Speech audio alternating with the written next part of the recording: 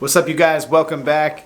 Today I'm going to do a bald fade on somebody who's got some really difficult hair to work with. His hair is very fine. It picks up every single line, and yeah, so let's get right into it.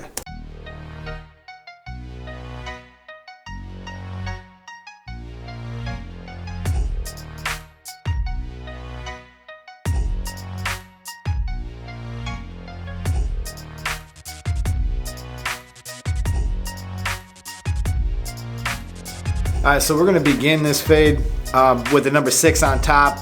As you see me leading the comb with my taper comb, you're going to see that taper comb with those really fine bristles, it's going to allow me to just feed more hair into that clipper. This way it takes a few less passes. And of course, this is that knockoff JRL, whatever weird clipper that actually is. It comes from China. It's very inexpensive. I'm going to do this bald fade line with the peanuts. This was kind of during that time I was trying to challenge myself to use the peanuts as much as possible. And actually, if you're getting beat in the shop and you just feel like you're spending a lot of time doing things and it's just wasting time, and you see those other people around you who are moving a lot faster than you, one of the areas you can really seriously speed up and save yourself some time is right here. If you're putting your lines in with your trimmer still, like dude, you're working in 1998 and this is 2019, okay? So get yourself a detachable, put a 5-0 on there, and just mow this thing down, and it'll make your head spin. It'll happen so fast. So sometimes some of you guys are wondering, like, how do I speed up time? Like, even me, I tried to do this with the peanut, and I just got tired of how much time it was taking, and I immediately jumped back over to the Oster Volt with the 5-0 on it. Now, when you put your skin lines in, one thing I like to tell people is don't try to connect it all the way around from one side. It's so easy to wind up like way too high on one side or low on the other. It's a lot easier if you just put it in until you get to about the occipital bone, then just jump to the left side of the head or whatever side you started on and just finish it. And it's a lot easier to meet that and get yourself a pretty accurate skin line put in there without a problem. Now, if you choose to use the Oster Volt, this is going to be great. It's been around for a long time. I've had mine for 7 years, and it really, it plows through the hair. So I have no complaints there. It's still working fine. And let's go on forward with the Braun Series 9. Now, when we're putting in this part, this is a very important part that you take time with and make sure that you do it perfect. The Braun Series 9 is fantastic. It will just mow through this, and this is another area where you can save time in your fades. This is a place where you can speed things up, and there's not a lot of places where you can speed things up in a fade, but when you have a machine that's really powerful and it really mows down the hair, it's certainly gonna help. But as I get close to the top part of that 5-0 line that I put in, notice that I start flicking out, reducing tension, peppering it, just keeping it, not creating another line right there. I want to be careful because if I create another line there that's really harsh, it's going to be difficult to get out, and I don't want to do that. I want to just be lifting out and away. And also you can do this other move where you can come down and you can come with the grain. Now, when you come with the grain, you're going to take less hair, so that's going to help you blend that out a little bit better. It's going to be a lot more efficient. Now, a lot of you guys were asking questions about me using the Andis NVLI. I put the wall wedge blade on there. There was no difficulty there. It was just screwing it in. I chose to use the same screws that came with the wall wedge blade because they were a little bit longer. But other than that, there's nothing to it. Now, you guys know that my attack on the skin fade, whenever I'm using a wall clipper or a wall guard system, I really like to put my first initial guideline in with the half closed. And the reason why is simple. It just cuts more efficiently. It cuts a little bit better. I could, of course, do this with the open taper. I could make the line with the open taper like you see a lot of people doing, myself included sometimes. But it doesn't make sense because the clipper cuts better when it's in the closed position. And essentially you're getting a length that's very similar to the open taper. And the nice thing is when you come back with the open taper behind this step, you're gonna see that this skin line just starts to knock out really quickly and very easy and efficient. So you're gonna give yourself about as much room as you see me doing there. Figure about 2 fingers worth of space or, an inch or so. Now I'm coming back through with the open taper, and this is the case where you just really wanna keep this on an angle. If you notice how much I keep that clipper on an angle, I'm holding it flat up against the head. I don't wanna be trying to flick out or save time here. This is where I want to actually use that blade to the fullest extent that it is. And I just want to bump that down just little by little. I'm closing the lever, which of course is making it cut a little bit more hair off. and I'm keeping it on that angle, and I stay just a little bit lower than I was in the first step. So if in the first step you see me getting pretty close to that 5-0 line, as I step down, I step down, I step down, and just little by little you'll start to see the very bottom part of the line blend out. But that's because it's happening in levels. It's happening at at the top, about midway, about towards the lowest, and towards the very bottom. Like, you might think that, oh, I just need to work that bottom line out, but the truth is, no, you have to have a smooth variation from that 5-0 line down into where you met your skin. And if for some reason your fade is not perfect when you're done with this step, you need to go back. It's very common to have to go back 1 or maybe 2 steps, but it's a lot better to go back now when you have your parameters defined than to try to go back later where you're not sure what to use where you're at. So like I'm saying all the time, I tell you guys this, like, be thorough and jump back. So you see me jumping back with the trimmer, then that's what you need to do. If you jump back to the electric shaver, then that's what you need to do. But you want to make sure that that blend is perfect from skin all the way up to where you put that original line at, and then all the way up to where you put that open taper. So you basically have it from perfectly skin to open taper or closed half. And if you need to return to a machine that cuts a little bit shorter, of course the peanuts were not cutting short enough for me to get that. So yeah, I jumped back to the Oster Volt with the 5-0 blade on it. And I'm gonna repeat the process on this other side. Again, just keeping it on that angle, and it's so important that you keep that blade flat. You don't want to be trying to flick it out or flip in the fade or do anything like that. Not right now, because it's so easy to make mistakes, especially on this fine kind of hair. Like, if I could tell you how many times I've filmed this guy's hair, and I wanted to show this to you guys so many times, and every single time I sat down to edit it, I seen that I had lighting issues, or that I had something that I didn't like in the cut, something that was not absolutely perfect in the cut that just made me say, you know what, I'm scrapping the whole thing. I did this, probably filmed this guy 5 or 6 times before I actually came up with a result with the lighting and with the camera sequence that I was actually happy with. But I'm telling you guys, some people's hair is just very difficult to fade, and you really got to know your steps, be thorough, and go through the careful process of each one of them and understand where you are. So understand that fade scale. We talk about that a lot on the channel. I can bring up the fade scale real quick for you, but the only thing that really you need to concern yourself with is just knowing what is shorter than what and how to get this properly done. Now you see me flipping this clipper upside down and swooping into the grain. Now this is something you can do if you're struggling to get a line out. If there's some little marginal amount of line left, you can flip that upside down and you can go at it against the grain, but be careful doing this. It's very easy to cut somebody like this, especially if your clipper is 0 gap. It's not really recommended to do that unless you absolutely have to, or at least you know what you're doing and you're being careful about it. So anyways, we're fading here around this occipital bone. Of course, this is going to be a trouble area. I always try to tell people to fade either below or above the occipital bone if you can avoid it. If you can avoid fading where there's any hollows or dents in the hair, that's certainly going to make life a little bit easier on you. It's definitely going to help you get the blend a little bit better. But I do realize that sometimes there's nothing that can be done.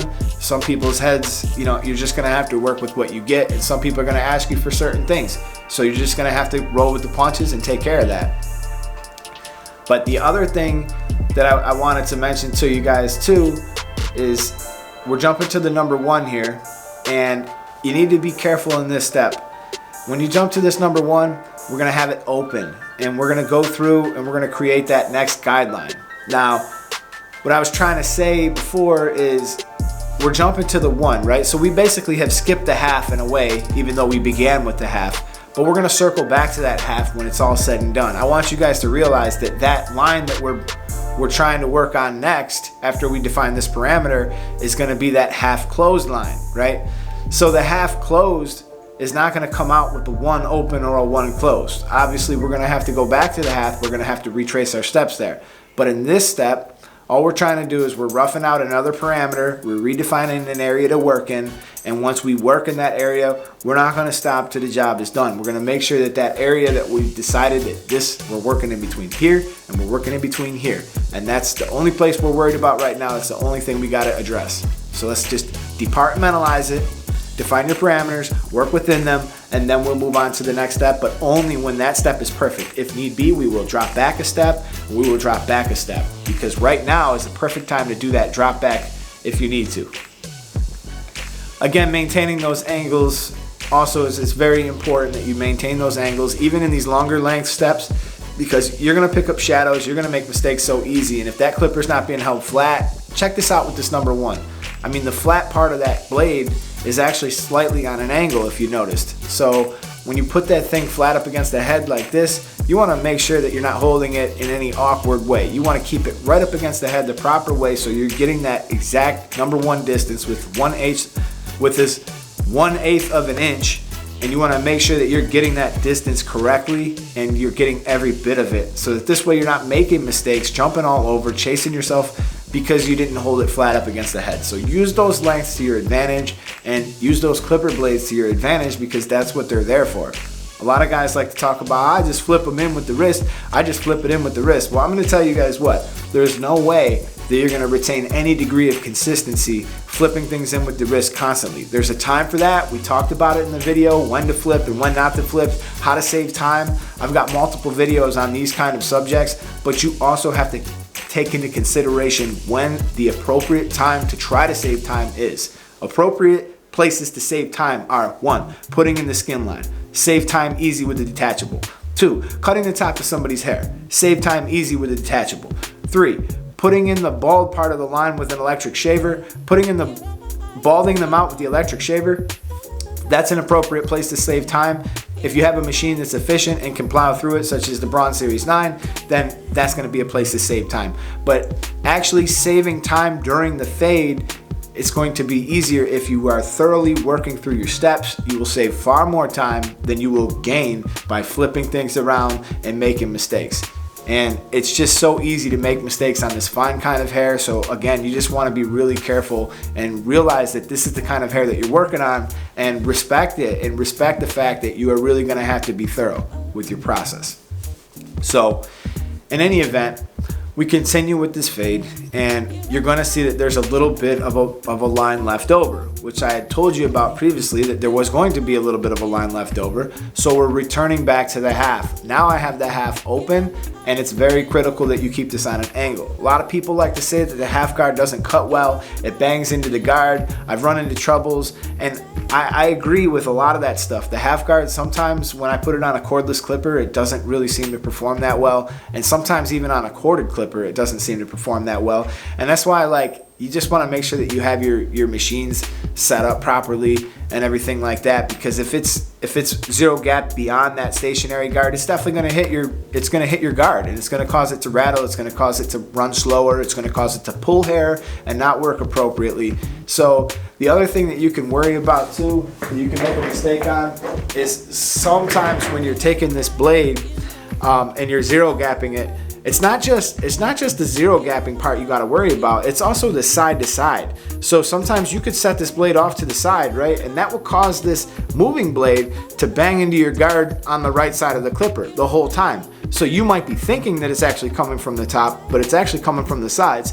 Now, that could be a little bit more common when you're dealing with like a number 1 guard, but also the half guard can be affected by that too. So you want to be careful there when you're doing that. Now,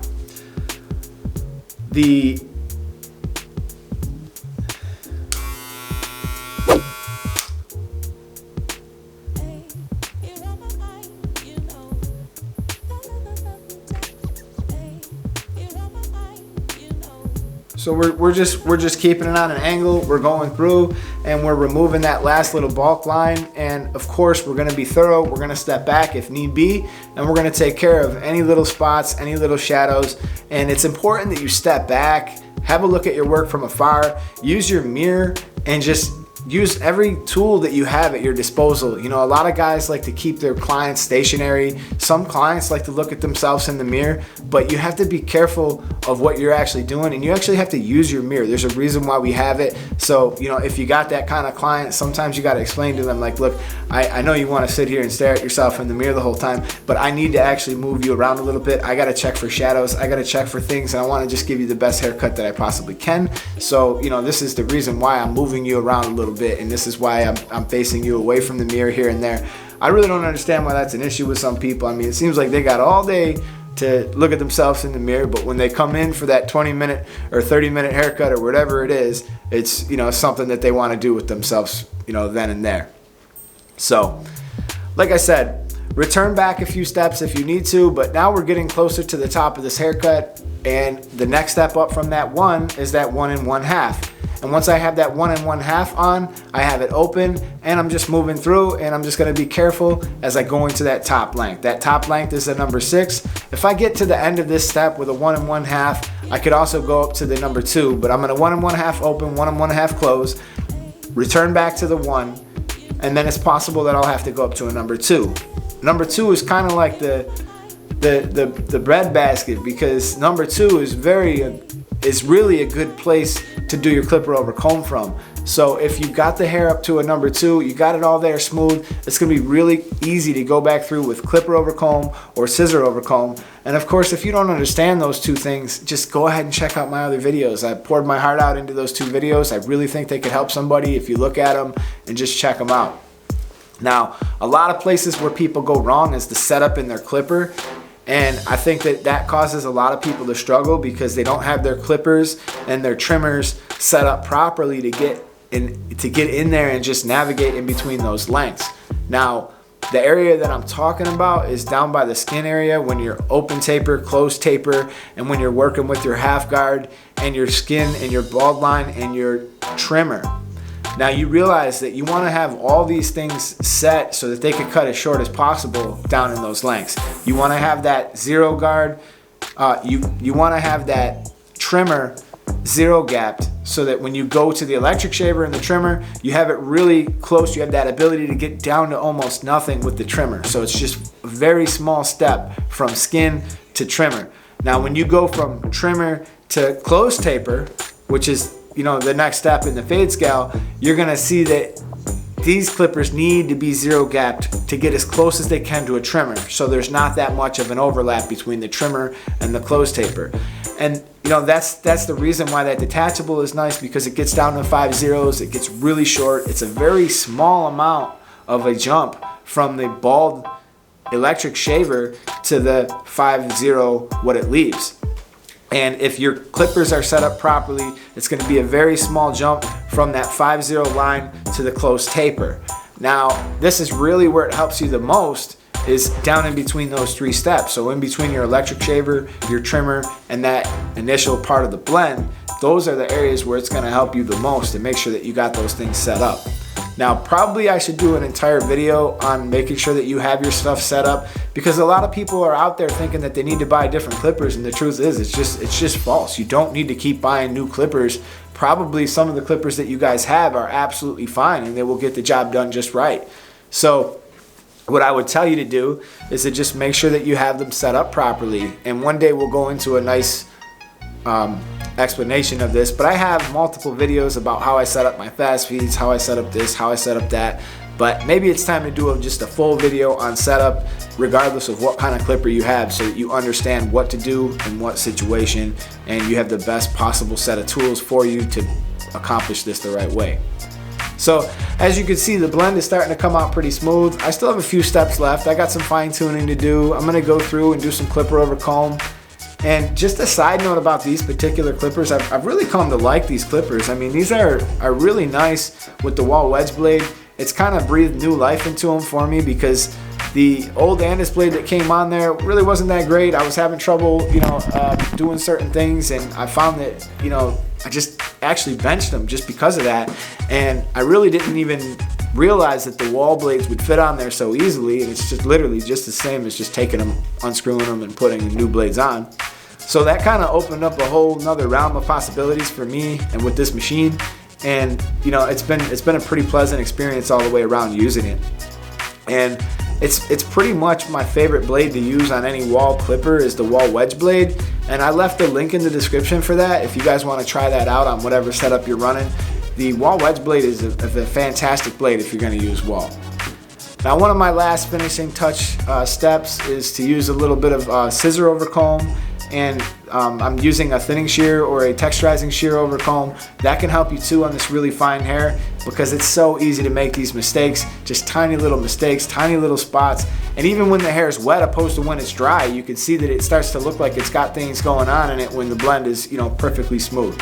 So that's all I really got for you guys today. I hope you guys enjoyed this. I hope this helps. I hope it helps you get your fades on point and, you know, all that stuff. And good luck to those of you guys who are in the contest. I, you know, of course, I'm giving away the Get Beamed. And I'm not going to give you guys too many details about it because if you're not a loyal subscriber, you're not going to have a chance to win these kind of things. But I announced it in a previous video, and I'm wishing luck to whoever winds up winning it. Also, we're getting up on 17,000 subscribers, so that's pretty cool. I'm just super happy about that, and I just want to thank everybody who subscribed to the channel. You guys are really helping me out. And if you guys could just hit that little thumb up button, if this video really helping you out, hit that thumb up button, and that'll help me out. That'll help get this to other people. If you guys think this is going to help anybody, go ahead and share it around, man. I mean, that's what it's for. I'm just trying to spread the knowledge. I'm not charging anybody for it or nothing like that. I'm just trying to give it away for free and help others out. So until my next video, man, I appreciate you guys checking me out. Thanks for watching. Thanks for listening. I'll see you guys very soon in another video. Peace. And now, a word from our sponsors. We don't have any sponsors, okay? This is just me trying to make a difference. I make all the videos, I edit them, I shoot them, I film them, I got all the cameras, the equipment, computers, and it's all very expensive to make these YouTube videos.